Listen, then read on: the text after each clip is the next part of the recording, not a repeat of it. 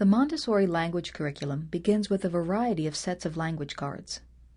In this example, the cards represent materials found in the Montessori classroom.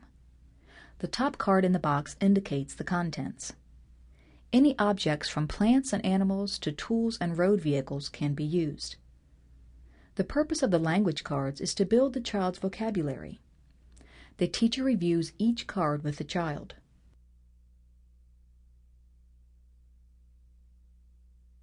If the child successfully names the object, the card is put aside.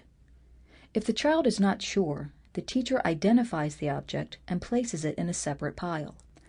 Once the teacher has completed reviewing the cards, she goes back to stack of unfamiliar cards and chooses 3 with contrasting appearance and proceeds with a 3-period lesson. The teacher lays out the cards. The first step is identifying each card. The binomial cube. The child repeats the binomial cube. The spindle boxes. The child repeats the spindle boxes. And finally, the painted globe. The second step of the 3-period lesson is to ask the child to show you the card. Where is the painted globe? The teacher asks. The child points to the globe. Show me the binomial cube. The child points to the card. The teacher mixes up the cards and practices again with the child, using the second step in the 3-period lesson. Finally, in the 3rd period or step, the teacher asks the child, "What is this?" And the child will respond, "This is the painted globe." The 3-period lesson is frequently used to make learning new words fun. The teacher is able to observe the child and move ahead to the next step when he is ready.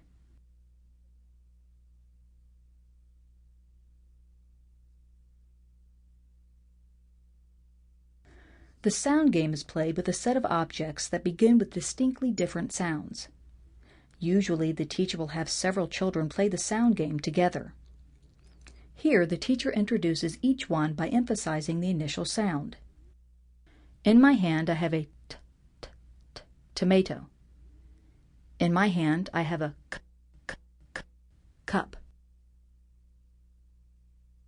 In my hand, I have a box. In my hand, I have a horse.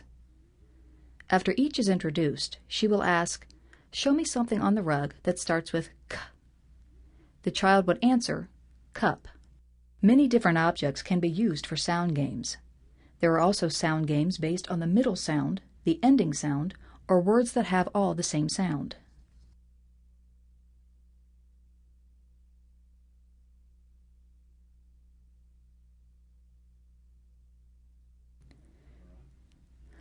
Sandpaper letters are used to practice beginning letter writing and the sounds of the alphabet, because reading requires one to know the sound the letter makes, not its name.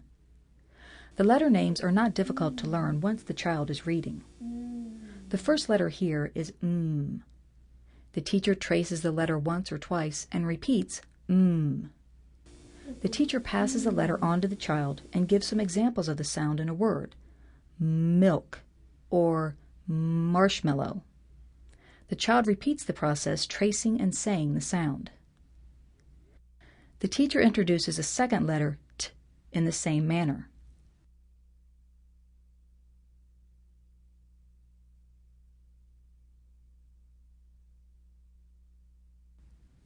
She passes it on to the child and says, turtle. The third letter is the vowel A. Vowels are color-coded blue.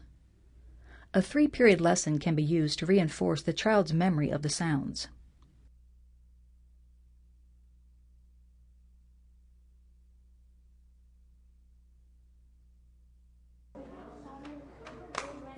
The sand tray is a very popular material for most children. The child chooses several sounds that she is familiar with. The teacher presents each letter by tracing it and then repeating the process in the sand. After each tracing, the sand tray can be shaken to restore it to an even surface. If a mistake is made, the child shakes the sand tray and it disappears, allowing the child the opportunity to begin again with a fresh start.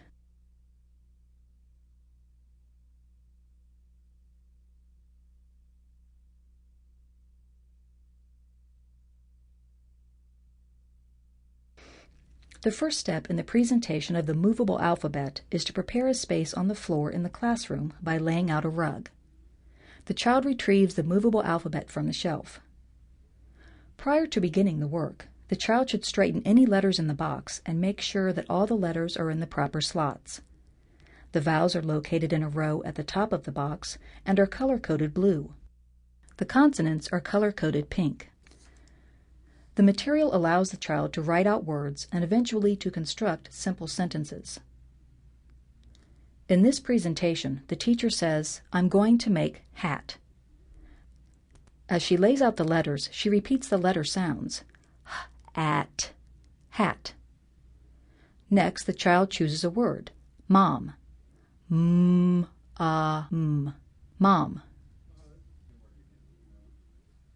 The child can continue to make words with the assistance of an adult.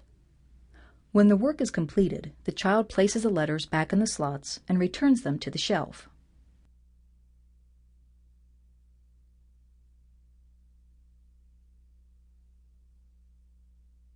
This is the triangle metal inset. This work develops hand-eye coordination and the beginning small muscle skills of writing. The work is brought to a table and the pieces are removed from the tray.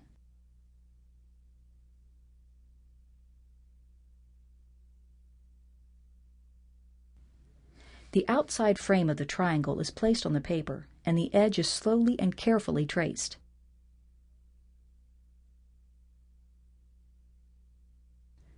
The proper holding of the pencil is emphasized.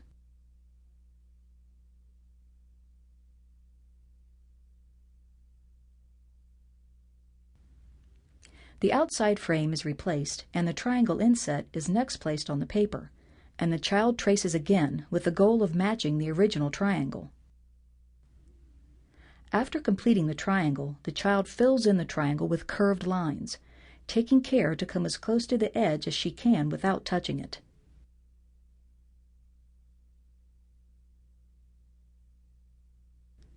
There are 10 metal insets representing common geometric shapes.